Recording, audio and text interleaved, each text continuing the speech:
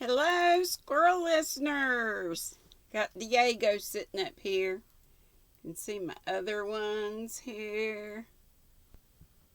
And then the person who made Miss Rebecca from Fabergé Crochet, she made Diego, and what a good job she did. And she made the little AOWP possum.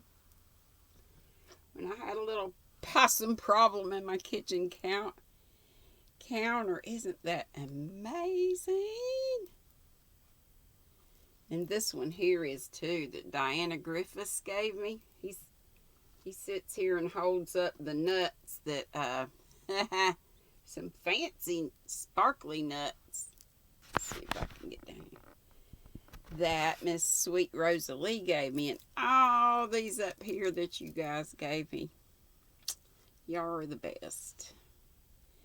Chapter 3. It was almost 3 weeks before Lewis found time to develop his pictures.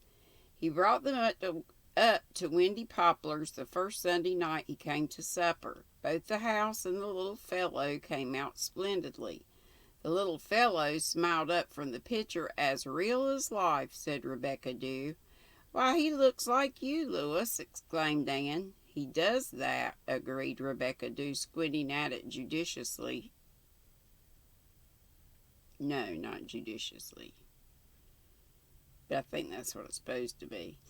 The minute I saw it, his face reminded me of somebody, but I couldn't think who. Why, the eyes, the forehead, the whole expression are yours, Lewis, said Anne. It's hard to believe I was ever such a good-looking chap, shrugged Lewis. I've got a picture of myself somewhere, taken when I was 8. I must hunt it out and compare it. You'd laugh to see it, Miss Shirley. I'm the most sober-eyed kid with long curls and a lace collar looking stiff as a ramrod. I suppose I had my head clamped in one of those 3-clawed contraptions they used to use. If this picture really resembles me, it must be only a coincidence. The little fella can't be any relation of mine. I haven't any relative on the island now. Where were you born? Asked Aunt Kate. N.B. Father and Mother died when I was 10, and I came over here to live with a cousin of Mother's. I called her Aunt Ida. She died too, 3 years ago. Jim Armstrong came from New Brunswick, said Rebecca Dew. He ain't a real islander. Wouldn't be such a crank if he was. We have our peculiarities, but we're civilized. I'm not sure that I want to discover a relation in the amiable Mr. Armstrong, grinned Lewis, attacking Aunt Chatty's cinnamon toast. However, I think when I get this photograph finished and mounted, I'll take it out to Glen Cove Road myself and investigate a little. He may be a distant cousin or something. I really know nothing about my mother's people, if she had any living. I've always been under the impression that she hadn't. Father hadn't, I know. If you take the picture out in a person, won't the little fella be a bit disappointed over losing his thrill of getting something through the post office? Said Anne. I'll make it up to him. I'll send him something else by mail. The next Sunday afternoon, Lewis came driving along Spook's Lane in an antiquated buggy behind a still more antiquated mare. I'm going out to Glen Cove to take Teddy Armstrong his picture, Miss Shirley. If my dashing turnout doesn't give you heart failure, I'd like to have you come too. I don't think any of the wheels will fall off. Oh my gosh. Where on earth did you pick up that relic, Lewis? Demanded Rebecca Dew. Don't poke fun at my gallant steed, Miss Dew. Have some respect for age. Mr. Bender lent me both mare and buggy on condition I'd do an errand for him along the Dawlish Road. I hadn't time to walk out to Glencoe today and back. Time, said Rebecca Dew. I would walk there and back myself faster than I could walk there and back myself faster than that animal, and carry a bag of potatoes back for Mr. Bender. You wonderful woman. Rebecca Dew's red cheeks grew even redder. "It ain't nice to make fun of your elders," she said rebukingly. Then, by way of coals of fire, "Could you do with a few doughnuts before you start out?" The white mare, however, developed surprising powers of locomotion when they were once more out in the open. Anne giggled to herself as they jogged along the road. What would Mr. Gardner or even Aunt Jamesina say if they could see her now? Well, she didn't care. It was a wonderful day for a drive through a land that was keeping its old lovely ritual of autumn, and Lewis was a good companion.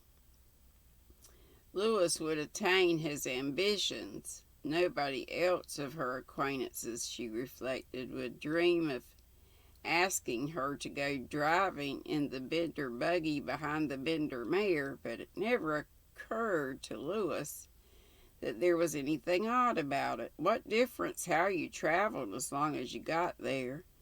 The calm rims of the upland hills were as blue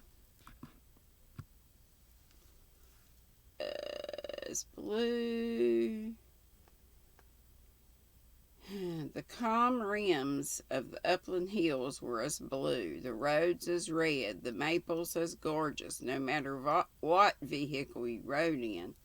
Lewis was a philosopher and cared as little what people might say as he did when some of the high school pupils called him sissy because he did housework for his board. Let them call. Some day the laugh would be on the other side. His pockets might be empty, but his head wasn't. Meanwhile, the afternoon was an ideal, and they were going to see the little fellow again. They told Mr. Bender's brother-in-law about their errand when he put the bag of potatoes in the back of the buggy. "Do you mean to say you've got a photo of little Teddy Armstrong?" exclaimed Mr. Merrill. "That I have, and a good one." Lewis unwrapped it and held it out proudly. "I don't believe a professional photographer could have taken a better." Mr. Merrill slapped his leg resoundingly. "Well, if that don't beat all, why, little Teddy Armstrong is dead." "That's what I thought. I just knew he was a ghost." "Dead!" exclaimed Anne in horror. "Oh, Mr. Merrill, no, don't tell me that dear little boy." "Sorry, miss, but it's a fact, and his father's just about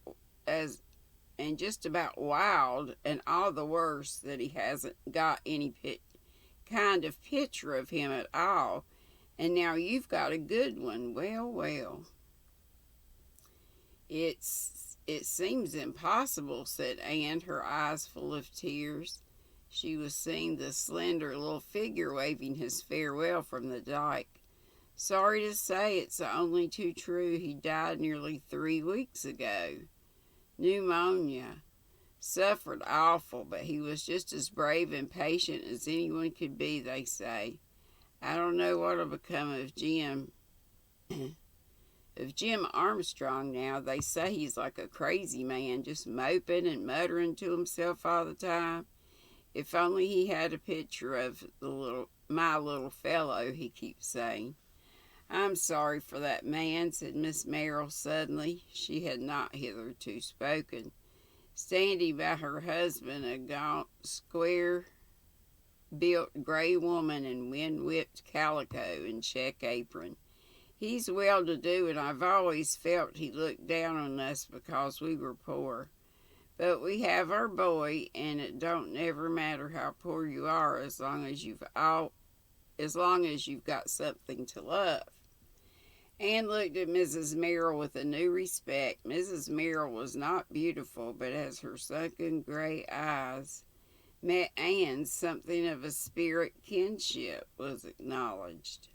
Another kinship between them. Anne had never seen Miss Merrill before and never saw her again, but she always remembered her as a woman who had attained to the ultimate secret of life. You were never poor as long as you had something to love. The golden day was spoiled for Anne. Somehow the little fellow had won her heart. In the brief, in the in their brief meeting, had won her heart in their brief meeting. She and Louis drove in silence down the Glencoe Road and up the grassy lane. Carlo was lying on the stone before the blue door. He got up and came over to them as they descended from the buggy, licking Anne's hand and looking up at her with big wistful eyes as if asking for news of his little playmate. The door was open, and in the dim room beyond they saw a man with his head bowed on the table. At Anne's knock, he started up and came to the door. She was shocked at the change in him. He was hollow-cheeked, haggard, and unshaven, and his deep-set eyes flashed with a fitful fire. She expected a repulse at first, but he seemed to recognize her, for he said listlessly, "So you're back? The little fellow said you talked to him and kissed him. He liked you. I was sorry I'd been so churlish to you. What is it you want?" "We want to show you something," said Anne gently. "Will you come and sit down?" he said drearily. Without a word, Louis took the little fellow's picture from its wrappings and held it out to him. He snatched it up, gave it one small, amazed, hungry look, and then dropped on his chair and burst into tears and sobs. Anne had never seen a man weep so before. She and Louis stood in mute sympathy until he had regained his self-control. "Oh, you don't know what this means to me," he said brokenly at last. "I hadn't seen any picture of him, and now I'm not like other folks. I can't recall a face. No, I can see faces, as most folks can in their mind. It's been awful since the little fella died. I couldn't even remember what he looked like, and now you've brought me this. And after I was so rude to you. Sit down, sit down. I wish I could express my thanks in some way. I guess you've saved my reason, maybe my life. Oh, miss, isn't it like him? You'd think he was going to speak. My dear little fellow, how am I going to live without him? I've nothing to live for now. First his mother, now him." "He was a dear lad," said Anne tenderly. "That he was, little Teddy. Theodore, his mother named him, her gift of God, she said he was. And he was so patient and never complained. Once he smiled up in my face and said, 'Dad, I think you've been mistaken in one thing, just one. I guess there is a heaven, isn't there? Isn't there, Dad?' I trained..." Wait a minute. I said to him, yes, there was. God forgive me for ever trying to teach him anything else. He smiled again, contented-like, and said, 'Well, Dad, I'm going there, and Mother and God are there, so I'll be pretty well off, but I'm worried about you, Dad. You'll be so awful lonesome without me. But just do the best you can and be polite to folks and come to us by and by.'"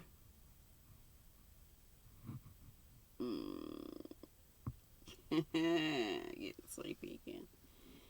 "Come to us by and by." Where did I leave off?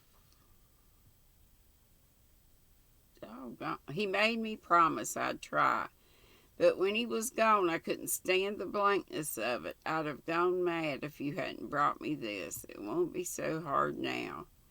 He talked about his little fellow for some time as if he found relief and pleasure in it. His reserve with gruffness seemed to have fallen from him like a garment. Finally, Lewis produced the small, faded photograph of himself and showed it to him. "Have you ever seen anybody who looked like that, Mr. Armstrong?" said Anne. Mr. Armstrong peered at it in perplexity. "It's awful like the little fella," he said at last. "Who might it be?" "Mine," said Lewis. "When I was 7 years old, it was because of the strange resemblances to Teddy that Miss Shirley made me bring it to show you. I thought it possible that you and I or the little fella might be some distant relation. My name is Lewis Allen, and my father was George Allen. I was born near Brunswick." James Armstrong shook his head, and then he said, "What was your mother's name?" "Mary Gardner." James Armstrong looked at him for a moment in silence. "Well, she was my half-sister," he said at last. "I hardly knew her.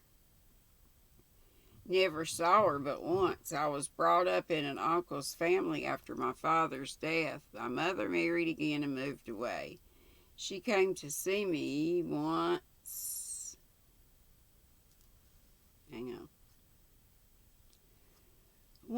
and brought her little daughter. She died soon after, and I never saw my half-sister again. When I came over to the island to live, I lost all trace of her. She and my nephew and the little fellow's cousin."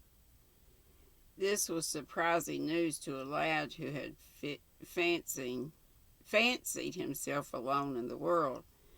Lewis and Anne spent the whole evening with Mr. Armstrong and found himself to be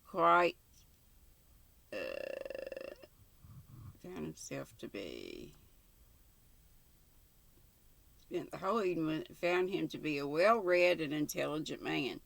Somehow they both took a liking to him. His former inhospitable reception was quite forgotten, and as they sat down, only the real worth of the character and temperament below the unpromising shell that had hitherto concealed them. My whistle.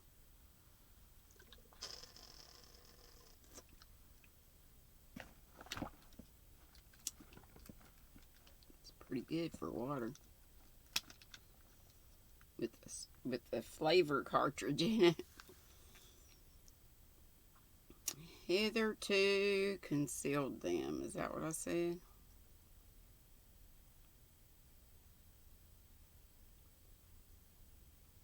I think. Of course, the little fella couldn't have loved his father so much if it hadn't been so, said Anne, as she and Lewis drove back to Windy Poplars. Golly, of course. She drove back to Windy Poplars through the sunset. When Lewis Allen went the next weekend to see his uncle, the latter said to him, "Lad, come and live with me. You are my nephew, and I cannot do well without you. What I'd have done for my little fella if he'd lived. You're all alone in the world, and so am I. I need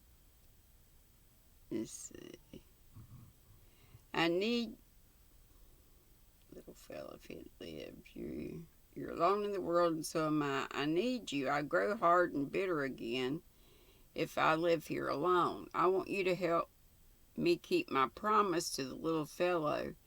His place is empty. Come you and fill it."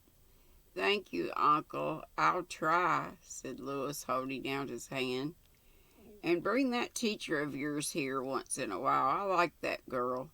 The little fella liked her. "Dad," he said to me, "I didn't think I'd ever like anybody but you to kiss me, but I liked it when she did. There was something in her eyes, Dad." Remember, she leaned down and I think kissed him on the forehead or something. And that's all of chapter 3, and I'm sorry I was sleepy. I gotta start taking a nap before I come and read. And all I have to do that is try to knit or crochet and do stitches, if that, and I'm gone. So aggravating, you can't get stuff done. Diego, you're as cute as you could be, and just all these little squirrelies. I love them. That one's cute as everything. And cross back there, my side. Squirrel from Kathy, and what a collection I have. The sheep I bought myself way back when, and I don't remember where. May have been a Cracker Barrel sheep, bah. And then this possum was Cracker Barrel, that tail. So they kind of hang out together right over here, sort of in the corner.